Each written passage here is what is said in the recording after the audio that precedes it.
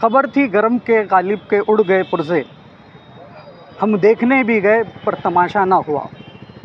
पिछले 8 अगस्त को हिंदुस्तान की पार्लियामेंट में एक बिल लाया गया जिसे वक्फ अमेंडमेंट एक्ट कहा गया। वक्फ अमेंडमेंट एक्ट, इस बिल लाने के बाद सत्ताधारी ने इस बिल को अपने पार्लियामेंट में पेश किया। फिर उसके बाद इस पर विरोधी पक्ष के कई नेताओं ने इसका विरोध किया। पहले ये समझना ज़रूरी है कि वक्फ है क्या। वक्फ ये एक अरबी के लफ्ज़ वक़ूफ़ा से बना है। वक्फ के मायने है कोई चीज़ को दान कर देना, ठहरना, उसको छोड़ देना। 1400 साल पहले हज़रत मोहम्मद मुस्तफ़ा सल्लल्लाहु अलैहि वसल्लम के ज़माने में भी एक जंग के अंदर एक ज़मीन को जीती गई थी। उस ज़मीन के ऊपर 600 से 400 पेड़ थे खजूर के, जिनको वक्फ़ कर दिया गया, जिनको छोड़ दिया गया। वक्फ़ के मायने ये होते हैं कि वो ज़मीन, वो मिल्कियत जिसको कौम की भला और बका के लिए छोड़ दिया जाता है, उसका फ़ायदा कौम की भला और बका के लिए किया जाता है। नया जो बिल आया वो 1954 के अंदर पहले पार्लियामेंट का में एक्ट बना। उसके बाद 1955 में रियासती सतह पर वक्फ बोर्ड बनाने का प्रावधान और वक्फ बोर्ड बनाने का कहा गया। फिर उसके बाद 1995 में एक अमेंडमेंट आया। फिर उसके बाद 2013 में एक अमेंडमेंट आया जो अभी भी रवां-दवां है। वक्फ बोर्ड पूरे हिंदुस्तान के अंदर कम से कम 30 के करीब लगभग है। इन सब वक्फ बोर्ड की निगरानी करने के लिए एक सेंट्रल वक्फ काउंसिल बनाया गया। सेंट्रल वक्फ काउंसिल के अंदर पहले भी औरतों की शमूलियत की बात की गई थी, लेकिन इस बार जब नया बिल आया उसके अंदर क्या क्या ऐसे मामला थे जो आने वाले मुस्लिम कौम को या फिर वक्फ के जो लोग हैं, जो स्टेक होल्डर है, जिनको उससे परेशानी होती है। पहला उसके अंदर है कि वक्फ बोर्ड की तमाम प्रॉपर्टी का इंदराज ये डिस्ट्रिक्ट कलेक्टर के पास करना ज़रूरी है। दूसरा और एक जिसके अंदर बड़ा मसला है कि वक्फ स्टेट के जो बोर्ड्स है, जो अलग अलग स्टेट में बनाए गए, वो बोर्ड्स के अंदर भी गैर मुस्लिम शख्स की शमूलियत करना, ये किस हद तक सही है।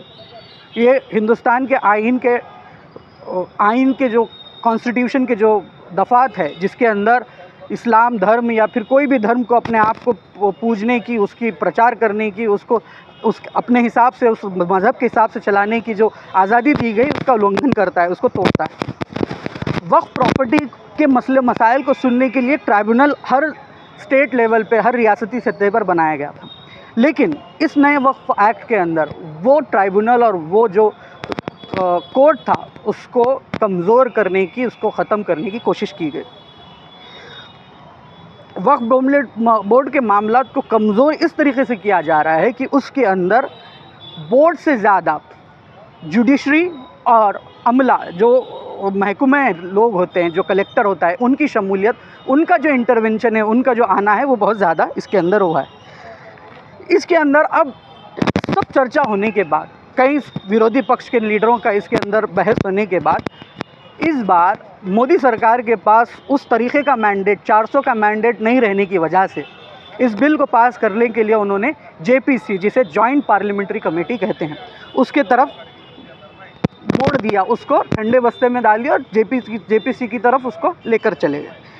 अब JPC के अंदर कुल 31 मेंबर है, जिसमें से 21 मेंबर है वो लोकसभा से और 10 मेंबर है वो राज्यसभा से। JPC के जो चेयरमैन है, JPC के चेयरमैन अंबिका पाल है, जो 20 साल से संसदीय उनके जीवन है, वो 20 साल से जीतते आ रहे हैं। उनका ताल्लुक़ उत्तर प्रदेश से। अब कुछ बड़े नाम उसके अंदर आप जान लीजिए कि JPC जॉइंट पार्लियामेंट्री कमेटी के अंदर कौन से नाम है। पहला नाम है तेजस्वी सूर्या, जिनका ताल्लुक़ कर्नाटक से और BJP के बहुत मुखर और बहुत ही आवाज़ उठाने वाले, अलग अलग इश्यूज़ पे बात करने वाले सांसद हैं। उसके बाद कांग्रेस के गौरव गोगोई है, जो कि बहुत ही तालीम यानी कि बहुत ही इंफॉर्मेशन के साथ बात करते हैं। उसके बाद आम आदमी पार्टी के सांसद है संजय सिंह। अब महाराष्ट्र से कौन कौन है? महाराष्ट्र से पहले राज्यसभा के जो सांसद है मेधा कुलकर्णी, उनका इसके अंदर शमूलियत है। उद्धव बाला साहेब ठाकरे के सांसद अरविंद सावंत, इनका उसके अंदर शमूलियत है। उसके बाद सुरेश गोपीनाथ महात्रे, जो कि शरद चंद्र पवार राष्ट्रवादी के जिम्मेदार है। फिर उसके बाद शिंदेगढ़ के जो खासदार है नरेश मस्के, उनका इसके अंदर नाम है। अब ये JPC के अंदर सोचने वाली और समझने वाली बात यह है कि इसके अंदर मुस्लिम खासदारों की तादाद कितनी है। कुल 7 मुस्लिम खासदार इसमें है, जिसमें पहला नाम आता है इमरान मसूद साहब का, जो कांग्रेस के MP है, UP से, उत्तर प्रदेश से। दूसरा नाम आता है मोहम्मद जावेद साहब का, जो कि कांग्रेस के MP है। उसके बाद नाम आता है समाजवादी पार्टी के खासदार और पार्लियामेंट की जो मस्जिद है उसके इमाम जनाब मौलाना मुहिबुल्लाह नदवी साहब का। फिर उसके बाद नाम आता है ऑल इंडिया मजलिस इत्तेहादुल मुस्लिमीन के एक खासदार जनाब असदुद्दीन अवैसी साहब का। उसके बाद नाम आता है सैयद नासिर हुसैन जो कि कांग्रेस के खासदार है कर्नाटक से। फिर उसके बाद मोहम्मद नदीम का नाम आता है, नदीमुल हक़, जो कि टीएमसी के खासदार है वेस्ट बंगाल से। इसके बाद नाम आता है जनाब एम मोहम्मद अब्दुल्ला का जो कि तमिलनाडु से खासदार है। अब ये जो 7 खासदार जो जिसमें कुछ राज्यसभा से भी है, कुछ लोकसभा से भी है, इन तमामी की जिम्मेदारी ये है कि इस वक्फ बोर्ड के बिल को जेपीसी के अंदर अच्छी तरीके से डिस्कशन में लाया जाए। ये स्टेक होल्डरों से चर्चा नहीं करने की वजह से, यानी कि अलग अलग जो मानने वाले हैं, वक्फ बोर्ड को चलाने वाले जो लोग हैं, उनके साथ चर्चा नहीं होने की वजह से इसको जेपीसी में भेजा गया। अब उम्मीद ये करते हैं कि अपनी जेपीसी की पहली मीटिंग 22 अगस्त को है, तो 22 अगस्त को जो मीटिंग होने वाली है उसमें कौन कौन लोग शामिल होते हैं, किस तरीके से अपनी बात रखते हैं और इन 7 खासदार जो कि मुसलमान हैं, इनका क्या लाहे अमल होता है। बहुत बहुत शुक्रिया।